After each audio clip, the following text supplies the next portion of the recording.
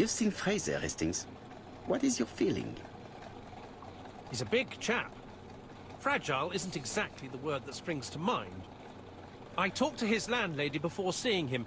She went to bed at 11. Fraser wasn't home yet. Bien. Megan Barnard said he's a reserved character but with a nasty temper. We will see if this is the case. Okay. Alright, let's go talk to him. How do you do, Mr. Fraser? You're Hercule Poirot. Mr. Hastings said you wanted to speak to me. Yes. I know that it may not be the right time, but I would like to ask you a few questions.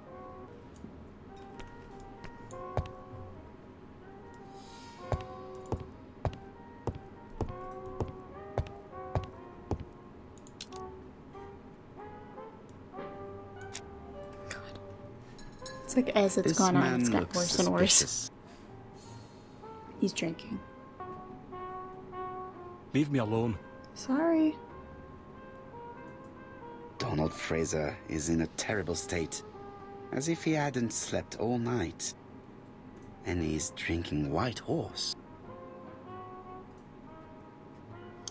Okay. Leave me alone. Shut up. Those things are getting harder and harder now. Tell me that it's a mistake. That Betty isn't dead. Sadly, your lady friend has been murdered, Mr. Fraser. If she had listened to you, she would still be alive. Should I take that to be a confession? With that sort of thinking, you must send a lot of innocent men to prison. Under different circumstances, I might even find you amusing, sir. It's no time for amusement, Mr. Fraser. It is time to find your fiance's killer. Did you know what her plans were for the evening? She said she was having dinner with her sister. And you believed her? And why not, sir? She was my fiancée. That did not stop her from lying to you before. Betty was not a bad girl, but she did like to take advantage of her success with men. How dare you sully her memory? I know. I am not interested in memories of her, Mr. Fraser. I am looking for a killer, and I need you to be my closest ally. That is, unless you have something to hide. Of course I don't.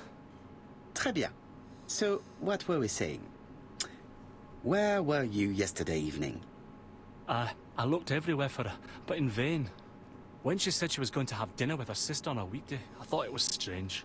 I tried not to think about it, but I was like a lion in a cage. I was convinced she was lying. So I went round all the restaurants in the town. When I didn't find her, I went to the next town. But nothing. I must have got home about midnight or 1 o'clock.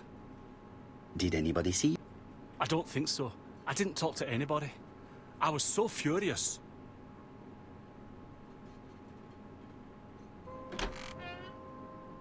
Ah, I knew I'd find you here, Poirot. I thought the victim's young man was here. Yes, he's all yours, Chief Inspector. Let us now try and get our brain cells to work. Okay. Did Donald have a motive for Betty's murder? Probably yes. Does Donald have an alibi? He does not have an alibi. Does Donald have a motive for all the murders? Huh.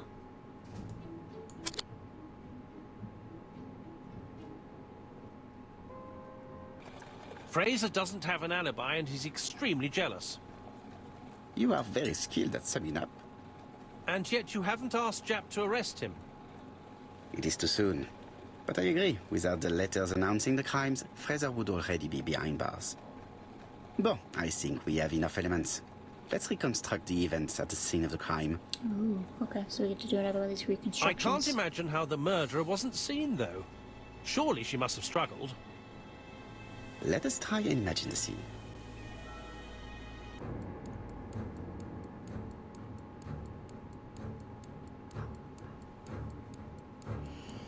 The killer and the victim are walking on the beach.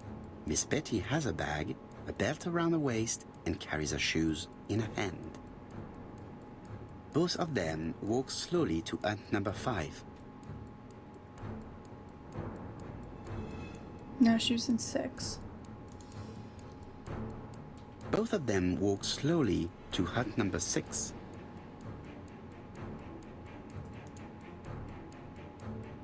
Miss Betty enters the hut. She leaves without her belongings. Then she hides a code.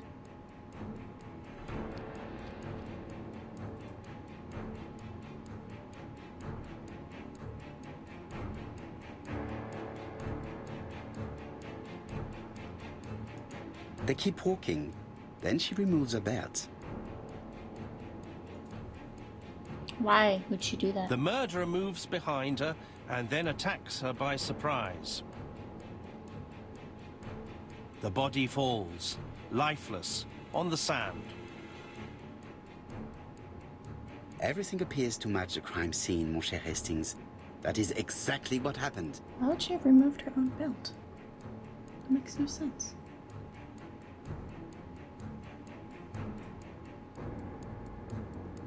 Without the ABC, we might have suspected Mr. Asher and Mr. Frasier. But by timing his crimes, the murderer is making sure he's accused. In a way, it is very generous of him.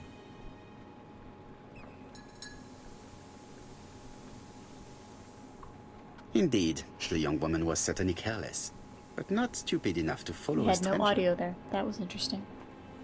Oh, good. Return to London, mon cher Hastings. Did we run out of budget for his voice acting? Oh boy. Let's go over here.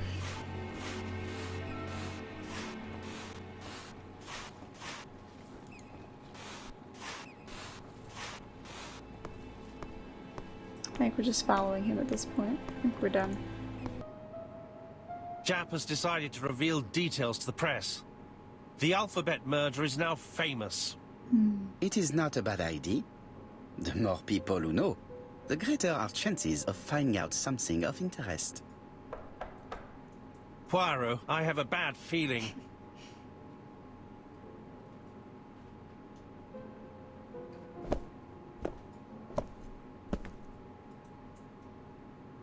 Poor Mr. Poirot, not so good at these little criminal matters as you thought yourself, are you?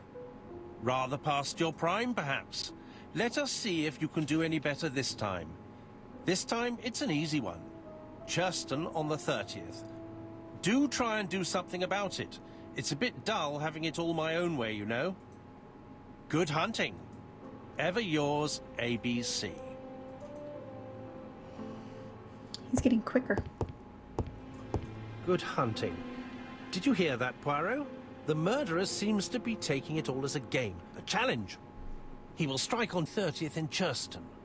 We must warn Scotland Yard.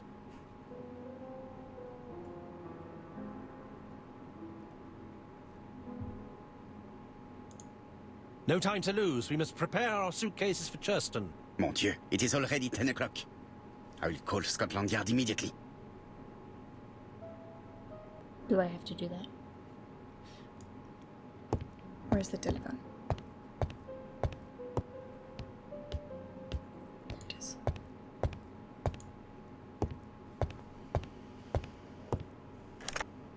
Hello, Jap. We received a new letter from ABC in the 10 o'clock post. Where and when? In Churston. Today. Today? I'll inform the population immediately. I'll check the train times. Call me back. There's no cord. It's wireless.